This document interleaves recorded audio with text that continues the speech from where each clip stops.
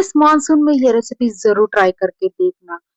गरम गरम पास्ता या फिर मैकरोनी, उसके साथ चाय और बारिश, वाह क्या लग रहा है। और उसके साथ इतने फ्लेवरफुल वेजिटेबल, इतना सही बनता है। एक बार जरूर ट्राई करके देखना।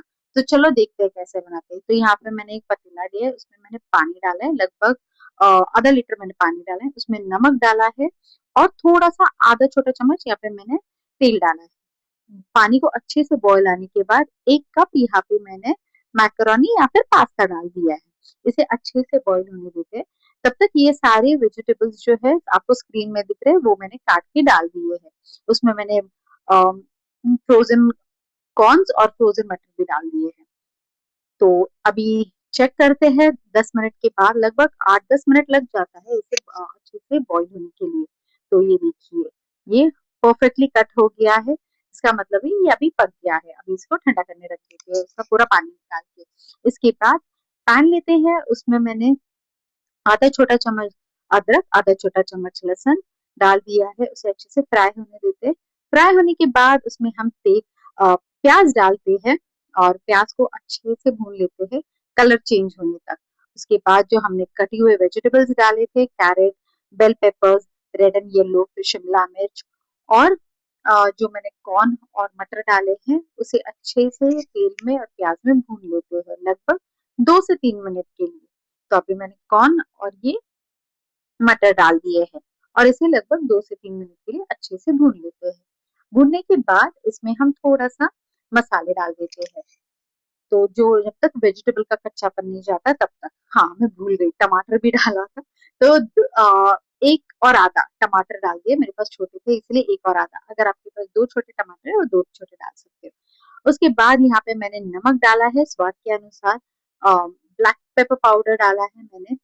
अगर आपके पास कुटी हुई काली मिर्च वो डाल सकते हैं, मेरे पास ब्लैक पेपर पाउडर था वो मैंने डाल दिया। फिर मैंने चिली फ्लेक्स डाला है, रेड चिली सॉस डाला है, ग्रीन चिली सॉस डाला है, ये सब मैंने एक एक चम्मच डाला है। काश्मीरी रेड चिली पाउडर डाला है कलर के लिए।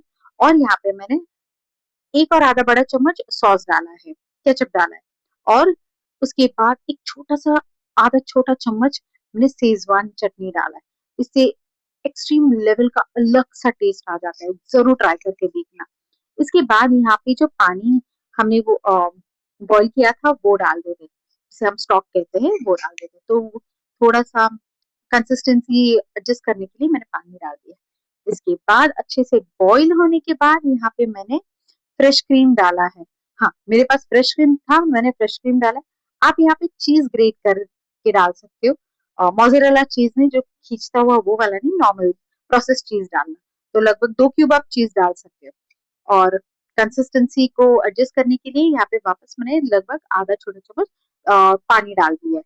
और ये अच्छे से बॉईल होने के बाद ये जो हमने पास्ता या फिर मैकरोनी लिया है वो डाल देते हैं और इसे अच्छे से मिक्स करते हैं। तो गैस की फ्लेम जो है वो लो पे मैंने रखी है क्योंकि मसाले जले ना इसीलिए। और इसे अच्छे से मिक्स होने के बाद इसमें हम फ्रेश कोरिएंडर डाल देते हैं। हाँ, अगर आपके पास प्याज के पत्ते जो बोलते हैं हम, वो डाल सकते हैं तो वो डाल दीजिएगा। मेरे पास अवेलेबल नहीं थे इसलिए मैंने नहीं डाले हैं। स्प्रिंग अनियन और स्प्रिंग अनियन मेरे पास अवेलेबल नहीं था इसलिए मैंने नहीं डाले। सिर्फ मैंने कोरिएंडर से इसको अच्छे से गार्निश किया और अभी ये रेडी हो गया। एकदम गरम गरम मस्त लगता है चाय के साथ, बहुत टेस्टी लगता है। एक बार जरूर ट्राई करके देखना। और वीडियो पसंद है तो लाइक कीजिएगा, चैनल को मेरे सब्सक्राइब करने ना भूलिएगा। और अभी के लिए thank you for watching. Please मेरे चैनल को लाइक कीजिएगा और मेरे चैनल को सब्सक्राइब कीजिएगा और बेल आइकन दबाना ना भूलिएगा। Thank you so much for watching. ये देखिए कितना मस्त दिख रहा है, वाह।